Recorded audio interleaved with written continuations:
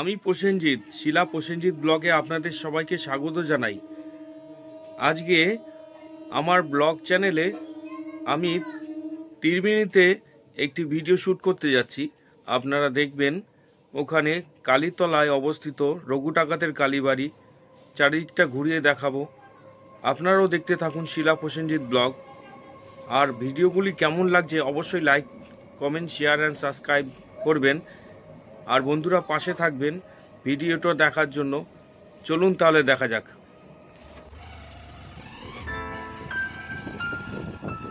একটি ছোট্ট চেষ্টা করে একটি মোটো ব্লগিং তৈরি করার চেষ্টা করেছি। প্লিজ কমেন্ট করে জানাবেন কেমন হয়েছে।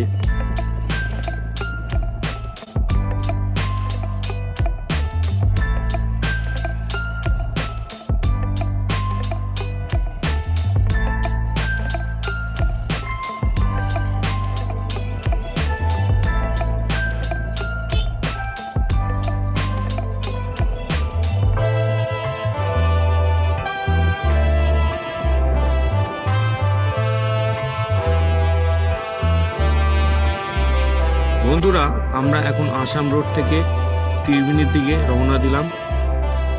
সামনেই কুন্তিঘাট ব্রিজ। রাস্তাটা খুব সুন্দর, দেখতে থাকুন শিলা অ্যান্ড প্রসেনজিৎ ব্লগ।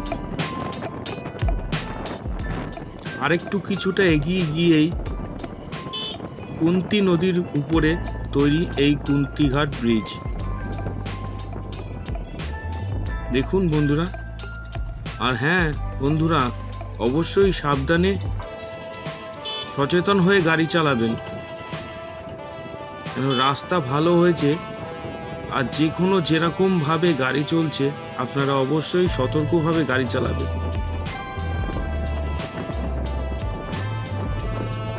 আর আপনারা যদি ট্রেনে করে কলকাতার দিক থেকে আসতে চান তাহলে হাওড়া বর্ধমান লোকাল ধরে মগরা স্টেশনে নেবে। ওখান থেকে টোটো বা অটো ধরে বলবেন কালীতলার কালীবাড়ি।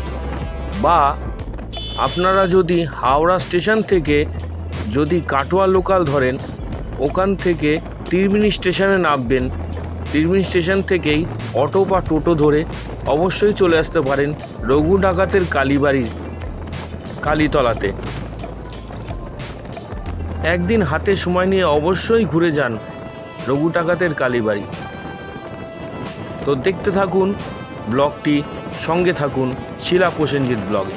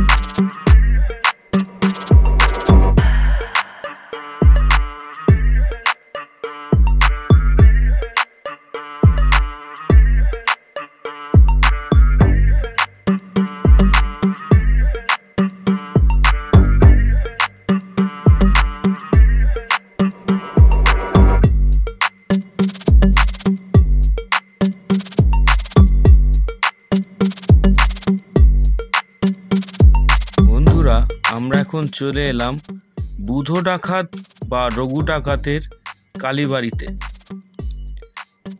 সারা বাংলা ব্যাপী এই রঘু ডাকাতের নাম বিভিন্ন জায়গায় ছড়িয়ে রয়েছে। এ এক অলৌকিক কাহিনী। হুগলি জেলায় তিরবিনিতে অবস্থিত এই ডাকাতি কালীবাড়ি। চলুন তাহলে দেখা যাক। আস্তে আস্তে এই গেট দিয়ে নেমে গেলাম। সুবিশাল চওড়া এই চাতাল ও মন্দির। এইখানে এক সময় বিশাল জঙ্গলের পরিপূর্ণ ছিল। দিনের বেলায় কেউ আসতে বা রাতে আসতে ভয় কাঁপত এখানে সাধারণ মানুষরা। মন্দির সংস্কার হয়েছে, বারংবার ধ্বংস হয়েছে। এখন আবার নতুন করে এই মন্দির সংস্কারের কাজ চলছে। এই ডাকাতি কালীর বাড়ি সম্বন্ধে জানতে হলে প্রায় 200 বছর আগে যেতে হবে। তখন জমিদার ও ইংরেজদের লুট করত এই রঘু ডাকাত বা বুধ ডাকাত।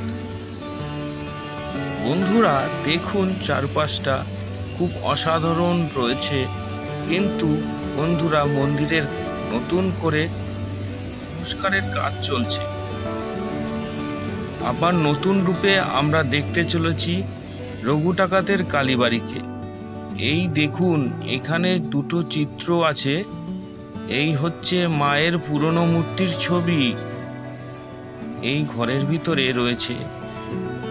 আর এখানে রয়েছে পাশেই এখনকার মূর্তির ছবি। ওর অবস্থা খুব খারাপ, তাই সংস্কার চলছে। 1998 সালে ভয়াবহ ডাকাতি ঘটে।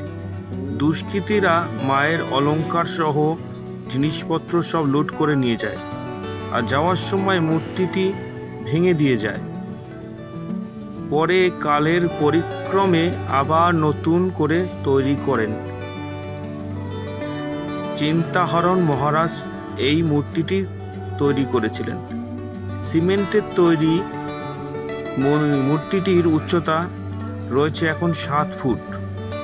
দক্ষিণা মাই কালীর ভক্তদের জন্য আবার নতুন করে সেজে উঠতে চলেছে রঘু ডাকাতের কালীবাড়ি। সামনেই এক সুবিশাল পুকুরে চান করে তারা ল্যাঠা মাছ পোড়া দিয়ে এখানে ঠাকুরকে ভোগ দিতেন। সেই ভোগ খেয়ে রঘু ডাকাত ও বুধ ডাকাত তারা ডাকাতি করে সাফল্য লাভ করতেন।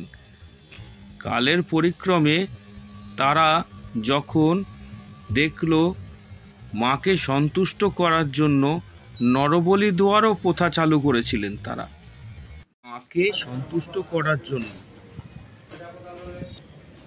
এক সময় রামপ্রসাদ সেন যখন তিরবিনি ঘাটের দিকে তিনি যাচ্ছিলেন, তাকে বুধ ডাকাতের দলের পান্ডারা তাকে ধরে আটক করেন নরবলি দেওয়ার জন্য।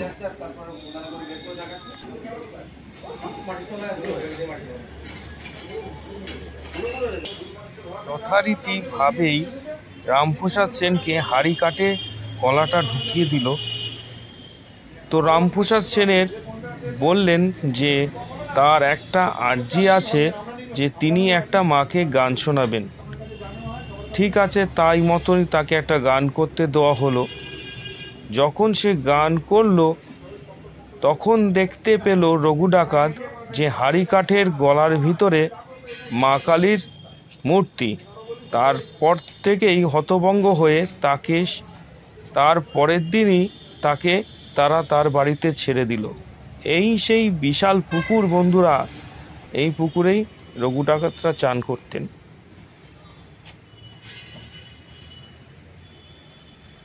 সময়কালে অনেক কিছু পার হয়ে গেছে, কিন্তু আজও সেই বটবৃক্ষ সমান রূপে সোজা হয়ে দাঁড়িয়ে আছে। বন্ধুরা দেখুন কি সুন্দর লাগছে, সবুজ হয়ে আছে।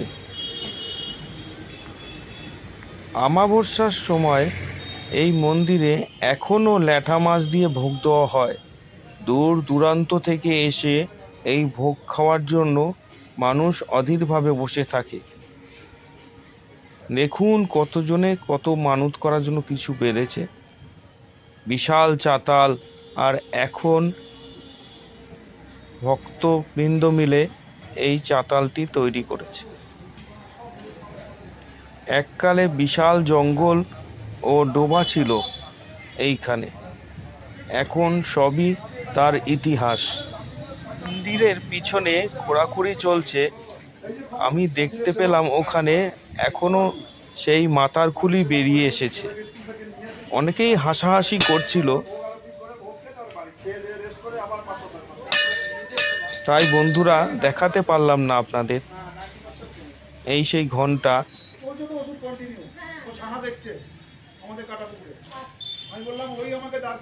দূর দূরান্ত থেকে ভক্তরা এখানে আসেন। মার্বেলের চাতাল করা রয়েছে মন্দিরের সামনেটি। মন্দিরটি বন্ধ ছিল। যখন আমি এখানে পৌঁছালাম তখন মন্দিরটি বন্ধ ছিল। যিনি পুজো করেন তিনি আপনাদের সামনে, আমি তাই যতটা পারলাম আপনাদের জন্য তুলে ধরলাম। তো যাই হোক, ব্লগটি এই পর্যন্তই ছিল বন্ধুরা। আর ব্লগটি কেমন হয়েছে বা কেমন লাগলো আপনাদের মতামতটি অবশ্যই কমেন্টের মাধ্যমে জানাবেন। আর নতুন বন্ধুরা অবশ্যই like, comment, share and subscribe করবেন। আর ভিডিওটা সম্বন্ধে যদি কোনো ভুল ত্রুটি হয়ে থাকে অবশ্যই কমেন্ট করে জানাবেন। আর দেখতে থাকুন শিলা প্রসেনজিৎ ব্লগ। দেখা হচ্ছে নেক্সট ব্লগে। ততদিনের জন্য বাই বাই, টাটা। আর সবাই সুস্থ থাকুন, ভালো থাকুন, মায়ের কাছে এই প্রার্থনাই করি। এখন তাহলে চলি, তাহলে দেখা হচ্ছে নেক্সট ব্লগে। ততদিনের জন্য টাটা, বাই বাই।